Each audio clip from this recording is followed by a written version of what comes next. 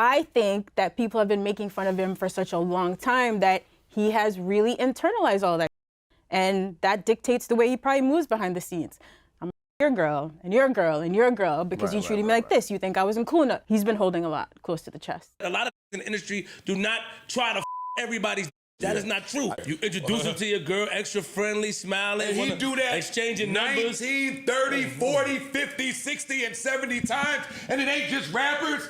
The athletes, the actors, the golfers, the executives, the tech people. What is the real issue with you in marriage? Now I gotta dig in and see, what's your family like? Oh, your dad left you at 5. Oh, I get that. He never walked you to the bus stop. You're mad about this. Since the beginning of his career, Drake's relationship with women has always been at the forefront of his music. Whether his songs were about going through a breakup, occasionally depicting himself as sensitive, or outright portraying himself as a simp, Drake seemed to genuinely admire women. But over time, things drastically changed until the point he morphed into the self-proclaimed certified lover boy.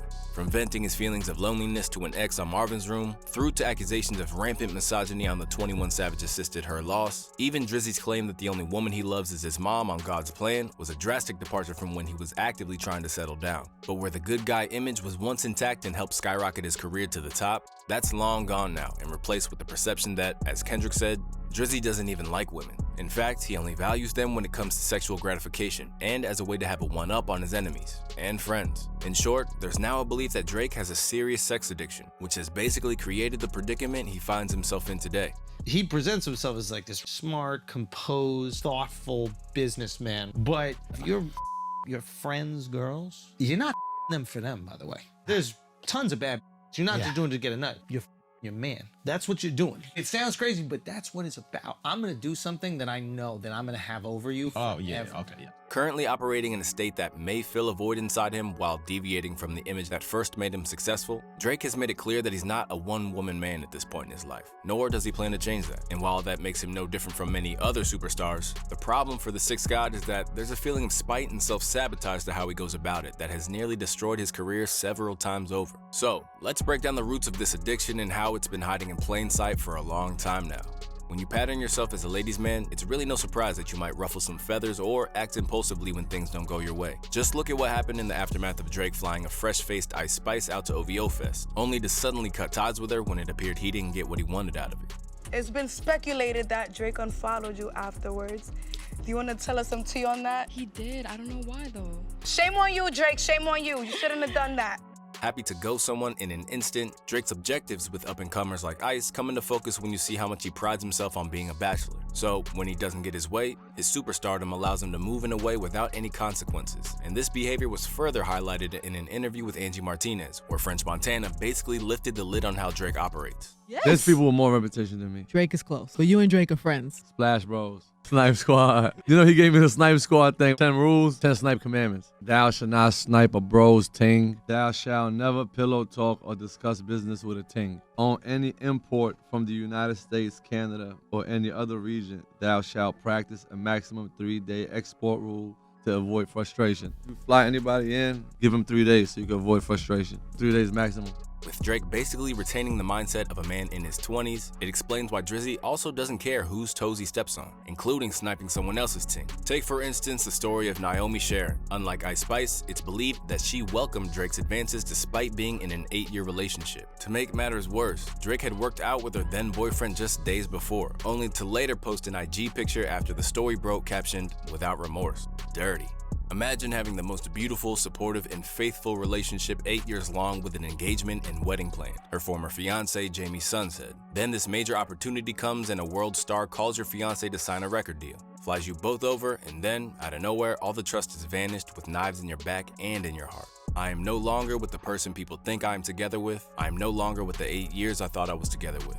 With someone like Jamie participating in the music industry at a lower level, Drake clearly had no concerns when it came to trampling over his life to get what he wanted. But even though he got away with just a bit of reputational damage that time, recently, it's become clear that Drake's promise to French Montana about never getting involved with someone else's girl was just talk. Because when you look back, Drake has a habit of bringing women into almost all of his beefs with other rappers. And in the view of one of his biggest supporters and academics, this is where Drake has been a habitual line crosser. I keep asking people and they're like, yo, listen, man, Drake's a little sloppy with it. All these guys, they share the same crop of girls. It's a thin line between like, yo, these are like the community chicks that we all and yo, you're doing certain to kind of like disrespect. In Axe View, this has always been a key part of how Drake has operated, long before it led Future to call him a fan on We Don't Trust You. Case in point, just look at why his decade-long feud with CB started. Imagine how bold Drake was when Drake sends a bottle over there with a note that says, I'm the love of your life. That was supposedly the note. And right then,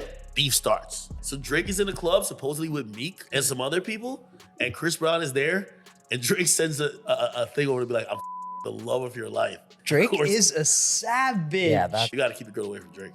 Back when Drake and Chris had some bad blood over Rihanna, the whole thing likely made things awkward at parties, but didn't really spill out onto record or really even enter the public consciousness at the time. But that hasn't always been the case. And much like his dispute over Princess Diana with Future, it was his decision to mess with other people's girls that led his ghostwriting scandal with Quentin Miller to come to light in the first place, in turn creating a narrative that's haunted him ever since. That's how the whole thing started with even the reference tracks. DJ Drama says, bro, he didn't write that.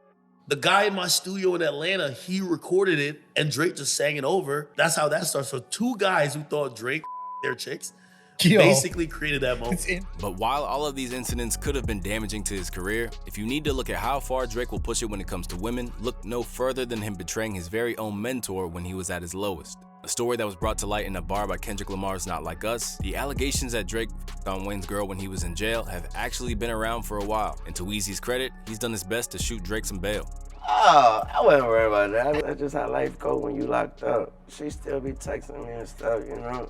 However, this is only one side of the real story that never gets reported, because as Weezy disclosed in his autobiography, this actually took a real toll on him. As a man, he wrote, I woke up still feeling messed up about the f***ed up day that I had. Hell is what it was. I'm used to arguing with my girl on a daily basis, but finding out that she'd messed with Drake was the absolute worst thing I could have found out. Seemingly happy to backstab one of the people who had done the most for his career, this would point to the sheer depths of Drake's issues when it comes to his addiction. But as for how Drake's addiction manifested in the first place, there's a couple of theories, but both boil down to the same thing. It's his way of getting back at the tough times in his youth, or proving everyone wrong who doubted that a suburban Jewish kid from Toronto could make it big in hip-hop. And during an in-depth conversation on the Joe Budden podcast, they weighed in on how people's perceptions of him influenced his tendency to forget his loyalties and go after women who should be off limits. Let's have a real conversation about how talk about Drake behind the scenes and how people in the industry talk about Drake and how they view him. View Drake like he's a corny who grew up not getting no and now he got money and now he's able to afford that, right? Left with a deficit he's now trying to make up for, this explains some of the recklessness in how Drake pursues women. Because for him, it's personal, and a way to further assert his place at the top.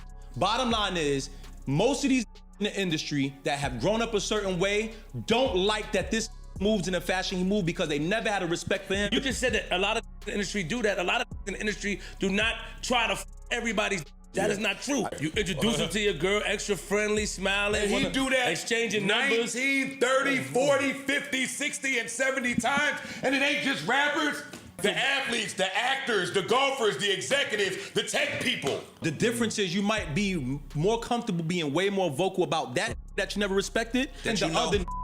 While Joe Budden thinks that this is all about how he's been treated in the game and is now trying to get back, others feel it goes deeper than just rap. According to Nadeska and Ebro, it goes back to how he's been treated by the world as a whole, not just the industry. Because when the world has looked down on him or made him a figure of sad boy memes, being the guy who could steal your girl in a moment's notice is his way of proving himself as the star he always saw himself as. I think that people have been making fun of him for such a long time that he has really internalized all that.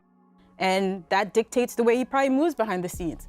I'm your girl, and your girl, and your girl, because you treated me like this. You think I wasn't cool enough. He's been holding a lot close to the chest. Due to social media and people listing all of the people, it was like a list of 40 people that Drake either has problems or has had problems with. Right. The women, the men, the women have decided to be with. At a certain point, you start going, wait, it can't be everybody else, bro. But above all, it's not just Drake's obvious over-reliance on sex that's the issue, nor even his ruthless backstabbing of his enemies. The real problem is how his behavior and personal circumstances have shaped a negative attitude towards women that threatens to be his downfall. Because from Pusha T to Kendrick Lamar, every time that he's been forced to take an L in a battle is when he comes at someone's spouse or fiance. And in Pusha's view, this goes all the way back to the trials and tribulations of his youth. Now I gotta dig deeper.